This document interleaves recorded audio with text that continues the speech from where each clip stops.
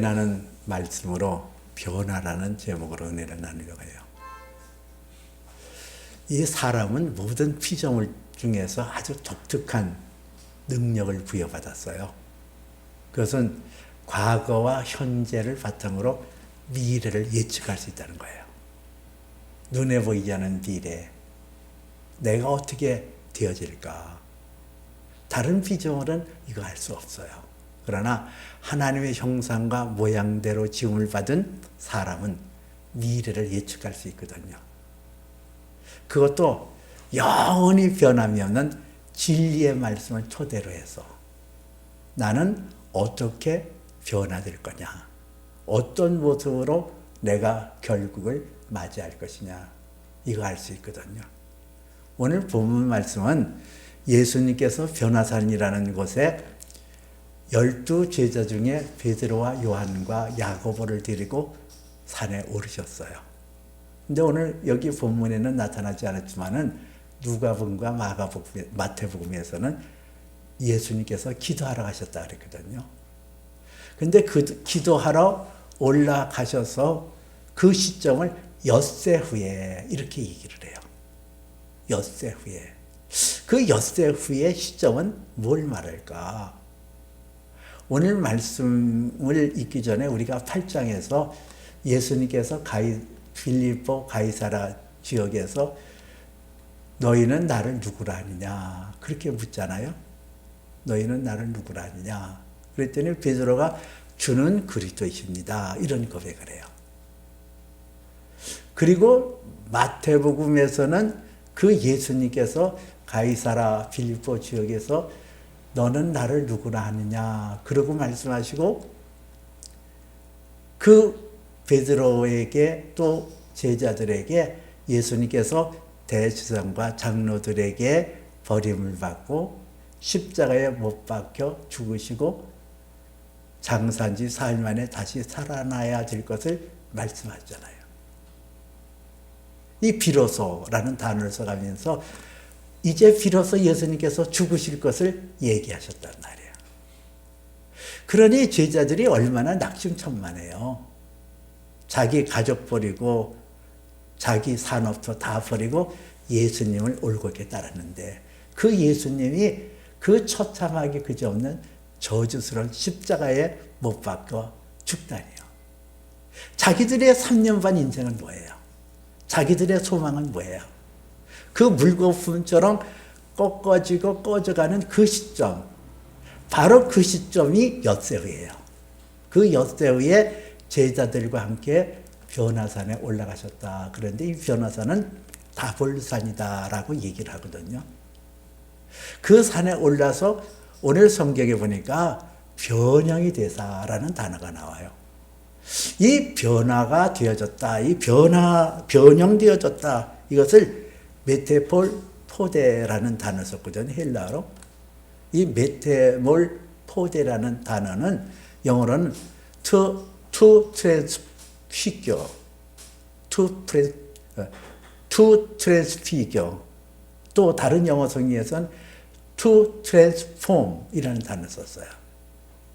근데 이 변형이라는 것은 외적인 변형만을 얘기하는 것이 아니라 근본적이고 질적으로 완전히 변형이 되는 것을 말하거든요. 이 포데라는 단어가 그런 단어예요. 메테몰 포데라는 단어가 그런 단어거든요. 어떻게 변형이 되었는가?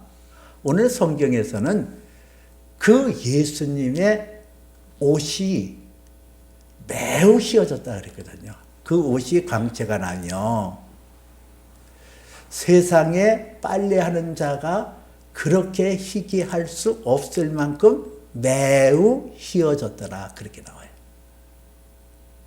예수님이 그 모습이 그 옷이 희기가 그 광채가 나며 완전히 변화되어지는 하나님의 영광의 모습을 나타낸다는 거예요. 땅에 있는 초라한 인간의 모습이 아니라 땅에서 섬기기 위하여 오신 그 종의 모습이 아니라 위대한 하나님의 영광의 모습으로 완전히 변형되어졌다는 거예요. 이 제자들에게 그런 모습을 보여줌으로써 예수님의 의도는 뭐였을까요?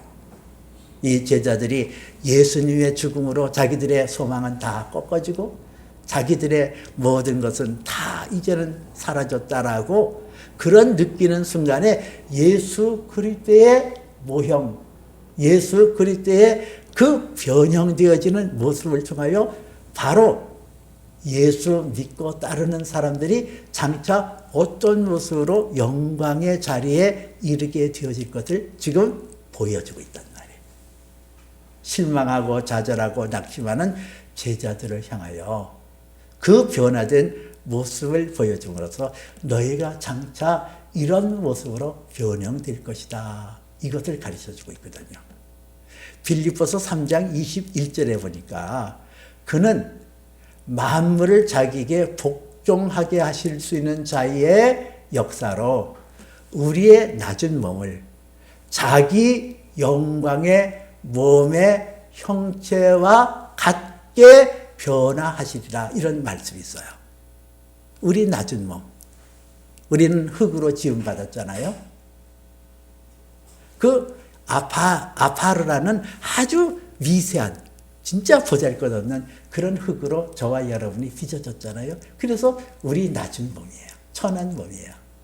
그런데 예수 그리스도께서 만물을 복종하게 하실 수 있는 능력의 역사로 우리의 낮은 몸을 그의 영광의 몸의 형체와 같게 변화하시리라. 예수님이 지금 변화산에서 제자들에게 보여주시는 그 영광스러운 몸이 예수님 독자적인 것이 아니라 예수님만이 그런 영광의 몸을 지닌 것이 아니라 예수 그리스도를 따르고 순종했던 사람들도 동일하게 그런 영광의 모습으로 나타날 것을 성경은 말씀하고 있단 말이에요. 오늘 말씀은 바로 예수 그리스도의 변형이 예수 그리스도의 영광의 모습이 바로 저와 여러분의 장차 되어질 영광의 모습임을 말씀하고 있는데 이 말씀을 통하여 세 가지로 여러분과 함께 은혜를 나누려고 해요. 첫째는 이 모세가 나타나고 엘리야가 나타나잖아요. 이 모세와 엘리야의 모습을 통하여 첫째는 하나님의 선지자들의 외침의 사랑의 완성을 통하여 이 거룩한 형체, 영광의 몸으로 변화될 것이다. 두 번째는 모세는 율법의 대표자이거든요. 율법이 가르쳐주는 그 진리의 말씀이 성취되어짐으로 그리스도와 더불어 영광스러운 몸으로 변형되게 됩니다. 이렇게 말씀드리고 세 번째는 그 예수 그리스도의 변형된 모습을 보았던 제자들의 반응과 하나님의 뜻은 무엇인지를 우리가 함께 나누려고 해요. 첫째는 그 선지자들의 외침인 사랑이 이루어짐으로써 영광의 형체로 바뀌게 될 것을 말씀하고 있거든요. 오늘 성경에 보니까 엘리야라는 사람이 나오거든요. 엘리야와 함께 모세가 그들에게 나타나서 예수와 더불어 말하더라 그렇게 나와요. 이 엘리야는 선지자들의 대표를 말하거든요. 이 선지자 대표, 이 선지자들의 외침이 뭐였죠? 그냥 선지자들이 강력하게 외치는 것은 회개하고 하나님께 돌아오라는 거예요. 그래서 말라기서 4장 5절에 보니까 보라 크고 두려운 여호와의 날이 이르기 전에 내가 선지자 엘리야를 너에게 보내리니 그런 말씀이 나와요. 보라! 이건 확고하게 되어진다는 얘기예요. 보라! 크고 두려운 여호와의 날, 심판의 날이거든요. 그 심판의 날에 변명할 여지 없이 우리의 모든 죄악이 다 발가벗겨 일어날 그때가 되기 전에 선지자 엘리야를 너에게 보내리라 그랬어요. 그 선지자의 외침이 이루어진다는 거예요. 언제? 심판의 때가 이르기 전에 엘리야의 외침, 모든 선지자들의 외침이 일어날 것을 말씀하고 있거든요. 말라기서 4장에 보니까 이 엘리야를 보내서 엘리야라는 선지자를 통하여 백성들에게 아버지의 마음을 전하고 또 이 자녀들의 마음을 아버지에게 전하는 일을 엘리야가 할 것이다. 이렇게 예언의 말씀을 하고 있거든요. 이게 선지자들의 외침이에요. 선지자들의 외침은 아버지의 사랑을 우리에게 전하는 겁니다. 그리고 돌아오라는 거예요. 왜? 그 하나님이 우리를 향하여 갖고 있는 그 불타는 사랑은 죄로 말미암아 그것이 희석이 되어지고 그것이 차단되어지고 그것을 거부하게 되거든요. 죄 아래에 있으면은 전혀 하나님의 사랑이 와닿지 않아요. 여러분 가운데서 하나님의 사랑이라 그러는데 나는 그 사랑이 와닿지 않는데 나는 그 사랑을 잘 모르겠어. 이렇다고 한다면 여러분 죄 가운데 있다는 거예요. 만약에 그런 느낌과 그런 생각을 갖고 있다면 그거 회개해야 돼요. 그거 돌이켜야 돼요. 하나님, 내가 하나님의 사랑이라 그러는데 그 사랑을 내가 느끼지 못하고 누리지 못하고 그것을 인식하지 못하는 나의 죄를 용서해 주옵소서. 그렇게 기도해야 되거든요. 그 선지자들의 외침은 하나님 앞에 돌아와라. 너희가 죄악을 버리고 너희가 악한 행실을 버리고 하나님 앞에 돌아와 하나님께서 너희에게 향하시는 그 무한한 사랑을 누리고 그 무한한 사랑 속에서 너희 인격과 나의 삶이 변형을 가져라. 그렇게 초청하는 거예요. 그 엘리야가 지금 예수님과 더불어 말을 하면서 그때 무슨 말을 했는지는 오늘 성경에 나와 있지 않아요. 그러나 다른 복음서에서는 이 영광 가운데 그들에게 나타나서 장차 예수께서 예루살렘에서 별세하실 것을 말씀하셨다라 그랬어요. 마태복음 17장에 보면은 그렇게 나오거든요. 별세, 세상을 떠난다는 거예요. 그 예수 그리스도께서 이 땅에 오셔서 세상에서 우리의 죄악을 걸머지고 십자가에 못 박혀 죽으시고 별세, 세상을 떠남으로 우리 가운데 성령을 베풀어 주시고 그 성령 가운데 하나님의 사랑을 실현하시키고 하나님의 사랑이 내 안에서 역사하도록 하신다는 거예요. 그래서 로마서 12장 2절에 보니까 그러므로 너희는 마음을 새롭게 함으로 변화를 받아 이렇게 나오거든요. 너희는 이슬을 본받지 말고 오직 마음을 새롭게 함으로 변화를 받아 하나님의 선하시고 기뻐하시고 온전한 뜻이 무엇인지 분별하라. 그런 말씀이 나와요. 근데 여기서 변화를 받아라. 이 단어도 변형과 같은 단어를 썼더라고요. 그 메데몰포데라는 단어를 썼어요. 그 변화가 내 안에 성령을 통해 일어나거든요. 예수 그리스도께서 그 영광스러운 모습으로 변형이 되어진 것처럼 저와 여러분이 예수 그리스도를 믿어서 십자가의 피로 제사받고 십자가로 하나님의 자녀가 되어지면 내게 보증으로 성령이 오시는데 그 성령이 내 안에서 변화를 일으킨다는 거예요. 어떤 변화? 하나님의 선하시고 기뻐하시고 온전한 뜻이 무엇인지 분별하여 그 뜻 가운데 순종하고 그 뜻 가운데 따르는 그런 역사가 일어나면서 내 안에 하나님의 사랑이 와닿고 그 사랑이 내게서 내 인격을 변화시키고 나의 삶을 변화시켜서 땅에 속한 내가 하늘에 속한 영광스러운 모습으로 변형이 되어지는 거예요. 두 번째는 하나님의 율법, 하나님의 말씀이 내 안에 성취되어짐으로써 그리스도의 영광스러운 모습으로 우리가 변화될 수가 있다는 거예요. 오늘 성경에서는 엘리야와 모세와 함께 예수님이 더불어 말했다 그랬거든요. 모세가 나오잖아요.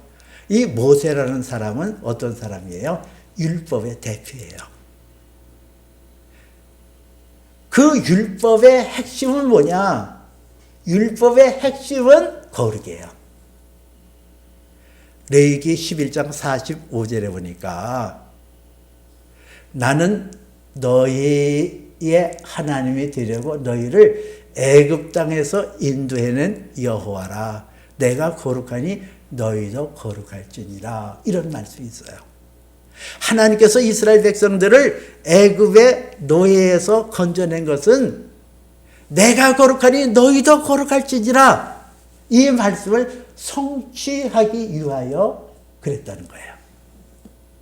하나님께서는 이스라엘 백성들을 광야에 이끌고 광야에서 지도자 모세를 시내산에 이끌어서 그에게 율법을 주었는데 시내산에 올라가서 율법을 받은 그 날이 7째 날이었거든요. 오늘 성경에서 예수님께서 엿새 후 7째 날에 그 몸이 변형이 되어진 것처럼 이 모세는 하나님의 율법을 받은 그 시점이 바로 예수님이 변화상에서 변형되어졌던 그 날수와 똑같아요. 7째 날 하나님의 율법을 받았거든요.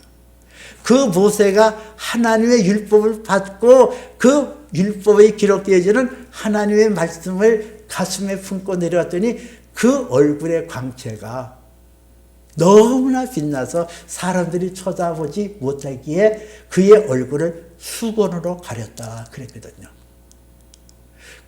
거기에 대해서 성경은 이렇게 말해요. 없어질 것도 영광으로 말미암았은즉 길이 있을 것은 더욱 영광 가운데 있으리라. 그런 말씀이 있어요. 여러분, 모세가 그 십계명을 받아올 때에 가졌던 그 영광의 빛은 없어질 거예요. 영원토록 있는 게 아니에요. 그러나 예수 그리스도의 말씀이 우리 가운데 들어와서 우리 가운데서 그 말씀이 역사하시고 그 말씀이 성취되어질 때 그 영광은 길이 있을 것이라 그래요. 여러분, 우리 안에 하나님의 말씀을 주셨잖아요. 바깥에 있는 것이 아니라 우리의 마음판에 하나님의 말씀이 아로새겨지고 그 말씀이 나를 새롭게 해줘서 내 안에 그 말씀의 기적이 일어나는 거예요. 내 힘으로 기적이 일어나는 것이 아니라 내가 거룩하니 너희도 거룩할지니라 한 말씀대로 하나님의 말씀이 살았고 활려있고 좌우의 난성보다도 예리하여 우리의 골절과 관절과 모든 것을 찔러 죽이기까지는 하나님의 생명의 말씀이 내 안에 내 영혼에 이것이 아로새겨서 내 안에 변화가 일어나는 거예요. 서서히 변화가 일어나서 우리가 주님 앞에 설 때는 예수님의 영광스러운 모습으로 변형이 될 것을 성경이 말씀하고 있습니다. 모세의 율법, 하나님이 우리에게 전해주시는 그 생명의 말씀, 내가 거룩하니 너희도 거룩할지니라 하시는 말씀이 오직 예수 그리스도를 믿음으로 하나님의 성령이 그 말씀이 내 안에 성취할 수 있도록 능력으로 그냥 하는 가운데 우리가 변화가 일어난다는 거예요. 날마다 순간마다 작업 깨는 중에 시간이 흘러가는 중에 날마다 나는 새로워지거든요. 우리의 겉사람은 부패하나 우리의 속사람은 날로 새로워지는 것이다 하는 것처럼 우리의 속사람이 날로 새로워져서 예수 그리스도의 영광의 모습으로 변형이 일어난단 말이에요. 세 번째는 그 예수 그리스도의 영광스럽고 부배스러운 모습을 보았던 제자들의 반응과 하늘에서 내려지는 그 음성이 무엇인가를 살펴보려고 해요. 이 제자들이 누가복음에 보니까 베드로와 및 함께 있는 자들이 깊이 졸다가 온전히 깨어 예수의 영광과 및 함께 선 두 사람을 보았다 그랬거든요. 이 제자들이 깊이 잠들었다 그랬어요. 참 답답하잖아요.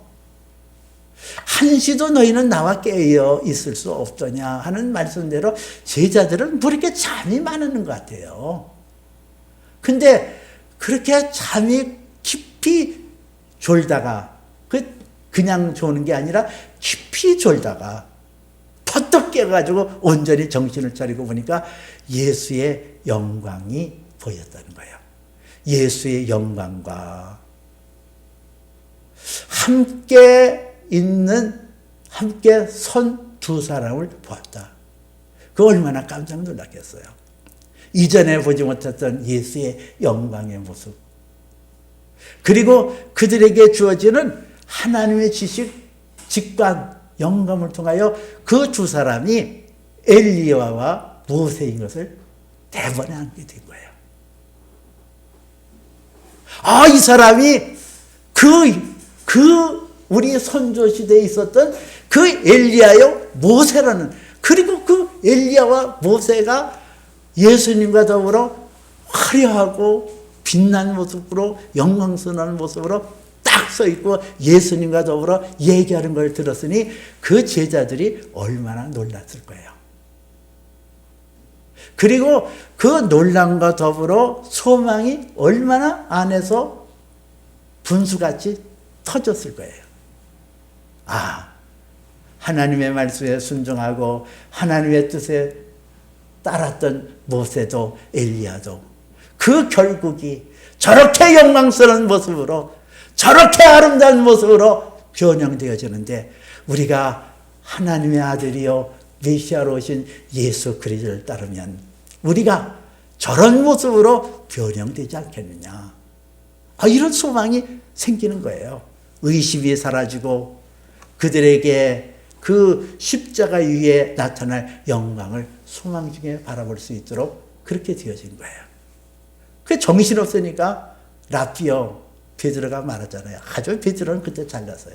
라삐요, 여기가 좋사오니 우리가 초막 셋을 짓 때 하나는 주를 위하여, 하나는 엘리야를 위하여, 하나는 모세를 위하여 짓게 하사이다, 이렇게 얘기를 해요. 여기가 좋사오니 너무 좋아. 이게 하나님 나라에 완성된 하나님 나라를 맛보는 것 같고, 완성된 하나님의 영광을 맛보는 것 같고, 그 희락을 맛보는 것 같으니까 여기가 좋사오니 여기서 초막셋을 짓고 하나는 주를 위하여, 하나는 모세를 위하여, 하나는 엘리야를 위하여 그렇게 하사이다. 그러고 얘기를 하는 거예요. 그런데 하늘에서 소리가 들려 이르기를, 이는 내 사랑하는 아들이요 내 기뻐하는 자라, 너희는 그의 말을 들으라. 그렇게 말씀하시잖아요.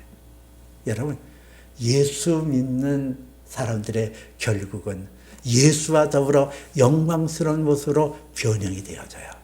그러나 그것이 우리의 소망이고 우리의 기쁨이고 우리의 즐거움이지만은 거기에 사로잡혀서 세상에서 할 일을 등한히 하거나 세상에서 어긋러지는 그런 삶을 살아서는 아니 된다는 얘기예요.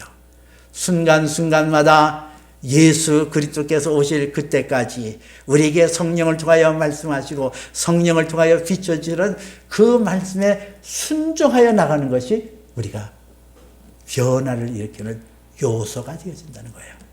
우리가 이 땅에 살 때 비록 약하고 비록 천하다 할지라도 우리에게는 소망이 있어요.